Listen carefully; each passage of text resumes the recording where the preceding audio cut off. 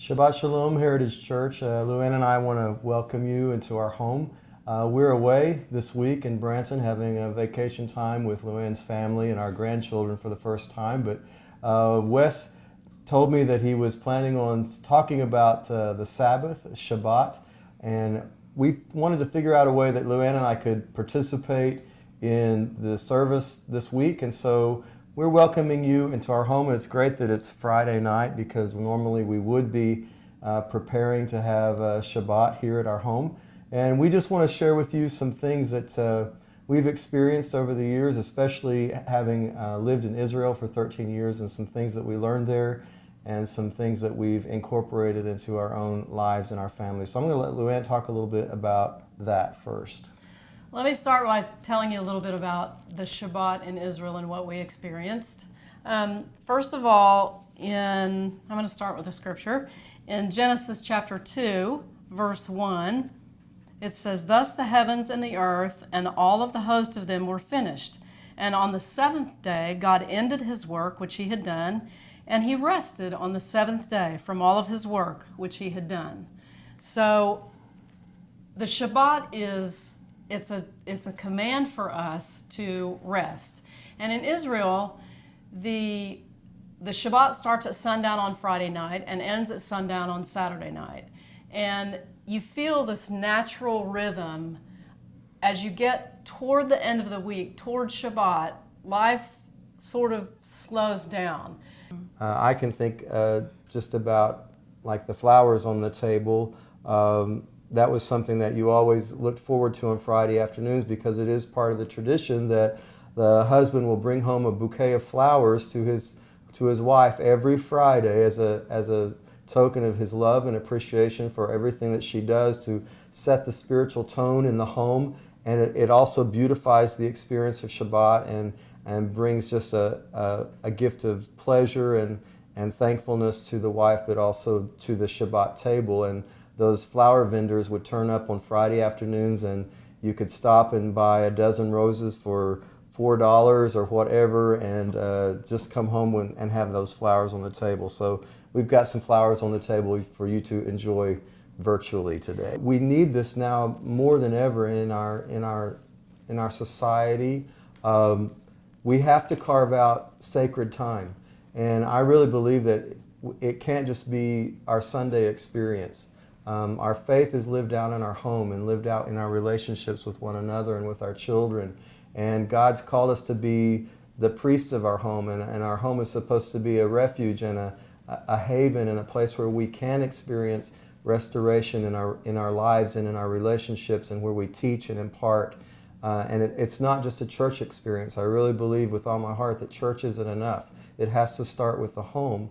Mm-hmm. And the Sabbath is the great place for that to start. It's the anchor, at least in Jewish thought, in Jewish culture. The Sabbath is the anchor of faith. Because we do this in our home, or try to do it, we're not under the law. Jesus is our redemption. He's set us free, but there are very, very important aspects of it. So the first thing that happens is the wife lights the Shabbat candles and she says a blessing. Baruch atah Adonai Eloheinu melech haolam asher kidshanu b'mitzvotav v'tzivanu lehadlik ner shel Shabbat.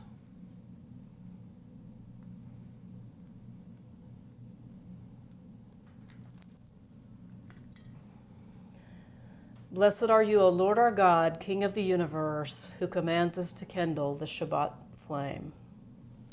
May God bless us with Shabbat joy. May God bless us with Shabbat holiness.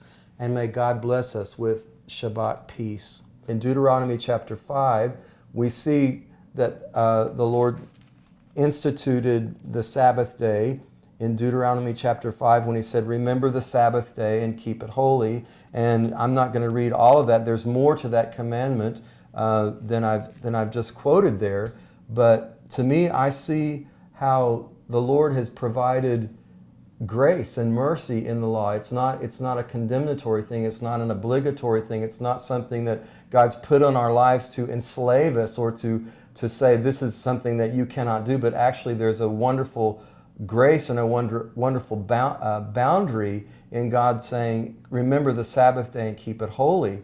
Because for me, the way I understand it is God's saying, now you're under this curse where you are working for yourself, for you bring forth your own bread, you work by the sweat of your brow. But I'm providing for you now this island, this time of perfection. Just like in the Garden of Eden, you have this wonderful, consecrated, sanctified time where you can step away from the toil of your labor, from the curse of your labor, and come into this perfection, this Garden of Eden around the Sabbath that I've provided for you so that you can remember what it's like to be in fellowship with me and to live in that perfection.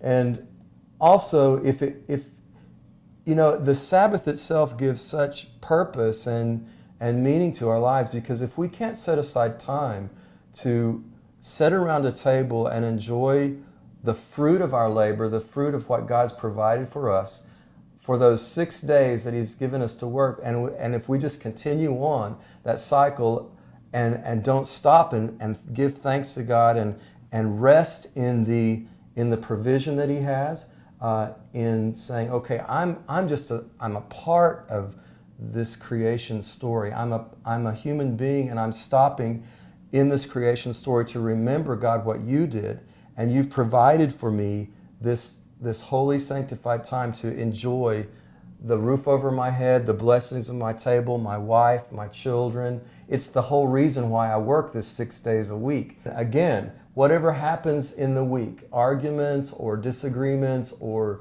problems that might have happened in the family and the relationships, it brings you into this point of accountability where the husband looks his wife in the eyes and he quotes this Proverbs 31, which is everything that heaping on praise for her and honoring her and blessing her and thanking God for the gift that she is in the home and to his life and to the children. And then he would lay hands on his children as well. And I think I had this marked somewhere in this book. The blessings of the kids, which I think is a tremendous and a powerful thing that happens, because in the religion, the Jewish religious would be you lay your hands on your sons' heads and you say, may you be like Ephraim and Manasseh, and with the daughters, may you be like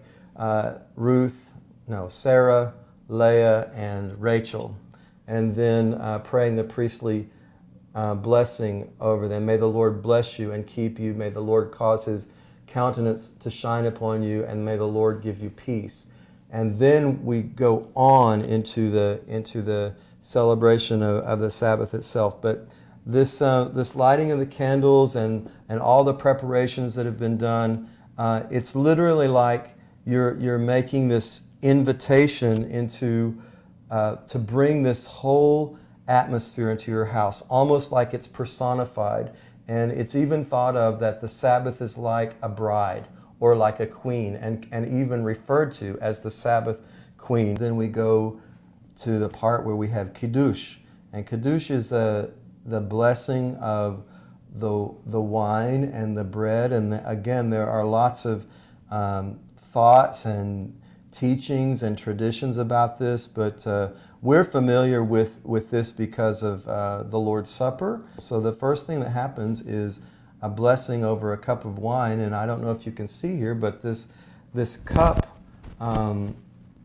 is filled completely to the brim with the wine, and this means that the creation is complete. The fullness of God's creation is done, and the fullness of our work is done, and God has filled our cup to overflowing. So it means that this is completion.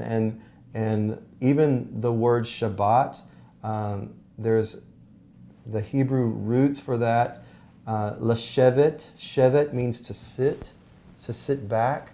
And while we're talking about resting, we're not just talking about a resting because we're tired. It's not just a resting from physical exertion, but it means that we're stepping over from ceasing from our labors, and we're entering into a different kind of a spiritual rest, something that's outside of just our bodies, but it means the rest of our souls as well. So, and that's because God doesn't get tired. It says, he made the world in 6 days, and on the seventh day he rested. It doesn't mean God got tired of all his work. No, it means he ceased from his labor and he went into a different sort of, he modeled for us like a resting of his nephesh, a resting of his soul, of his inner being. And so this full cup of wine symbolizes that, the completion of creation and the fullness of God's provision. So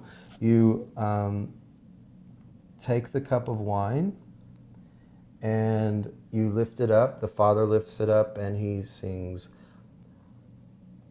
Baruch atah Adonai Eloheinu melech haolam borei pri hagafen. Amen. Blessed are you, O Lord our God, King of the universe, who brings forth the fruit of the vine. And then it's passed around the table. And then everybody takes of the cup, and then whatever is left over in the cup, the Father finishes it off. We've got these beautiful things on our table, things that we've collected in Israel, and I was just thinking about, we've got the bread under here, and actually there's a special bread for Shabbat that's called the challah, and it's braided together and just beautiful, and the day is spent with the mothers and daughters, hopefully making the bread, this special challah bread, especially for the Shabbat, and there's all sorts of symbolism in that. But today we don't have any challah. We just went to Harp's grocery store and we found these two little challah loaf wannabes, but they're gonna have to help us with this and be our challah and demonstrate to you. But just looking at the wine and the bread here and this little tradition of covering up the bread. Why do we cover up the bread? And this is really something that goes on in Jewish learning and thought a lot. Is asking of questions. Why do we do this? Why do we do that? What's the meaning? What's the symbolism behind these things? And everything has a meaning behind it.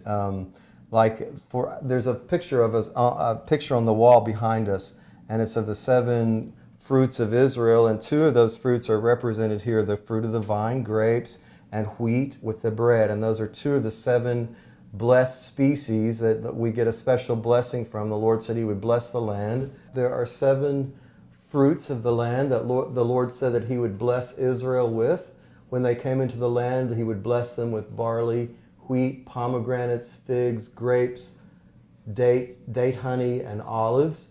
And so 2 of those are here on the table, the grape and the wheat from the bread. And so in order not to dishonor the bread, since we're drinking the wine first, we cover that bread to honor it, and then we uncover it and reveal our 2 loaves of challah bread. Now, why 2 loaves? Why are there 2 loaves of bread? Well, because we know that the challah bread itself is also symbolic of the manna that God provided for the children of Israel when they were wandering in the desert. But why 2 loaves? Well, because on the Sabbath day, God said he would rain down enough manna from heaven so that on the Sabbath, the children of Israel would not have to go out, and they were actually told not to go out and pick up the manna on the Sabbath day, because God would provide them a double portion on that day, on the eve of the Sabbath, so that they would have everything they needed on the Sabbath day. So that's why there are 2 loaves of bread. And it's also very traditional that before we cut the loaves of challah, that we salt the bread a little bit. And we salt the bread because we are reminded the bread itself is also symbolic of the sacrifices that were made in the temple. And so the sacrifices themselves were salted, and also salt was used as a sacrifice, as a temple sacrifice. So when we do that, we're remembering also the sacrifices that were made for us to provide for us redemption and provide for us salvation. And we know that Jesus also took up the bread and said, "This is my body, which is broken for you." And he became the ultimate sacrifice on the altar for our sins. So we lift up the bread and we say, Baruch atah Adonai Eloheinu melech haolam hamotzi lechem min haaretz. Amen. Blessed are you, O Lord our God, King of the universe, who's brought forth bread from the earth. And this is, at this point, this is something that we do because of our faith in Jesus and Yeshua. This is the point when we offer our own prayers of thanksgiving, and we thank God for the blessings that He's given in our lives. We thank Him for giving His body for us, for shedding His blood for us, for meeting our needs throughout the week. It's not really a time when we bring our prayer requests before the Lord, but it's more a time of giving thanks and praise for God for what He's already done for us. And then we take our knife and we cut the bread. This isn't a challah bread. This is, I know, it's crusty bread. It's crusty bread, but that's all right. So in order for us to be able to talk to you, we're going to take a little piece of it. It's good though. It is good. It is good. But the challah is really the main feature of the festive meal. And after this blessing is done, then the table is usually set with all kinds of wonderful foods that the family enjoys, traditional foods on the Sabbath. And I'm just thinking about our neighbors, Hannah next door, when we lived in Israel. She had a meal that she cooked every Friday night, and she always cooked enough for us. And she would bring it over to our house on the next day on Saturday, and we would get to enjoy that with her. Is there anything else that comes to mind for you? I don't think so. Okay. Well, it's been great to share this with you, and I hope you've gotten something from it. We miss you, but we are taking our Sabbath rest this week, hopefully, although we're toting around our 2 grandchildren for the first time. And so we're looking forward to be back with you in worship next week at Heritage, and we know that Pastor Wes is bringing a great message to you about taking that rest in the Lord. So let's end by singing Shabbat Shalom together, and then we'll say goodbye. Okay.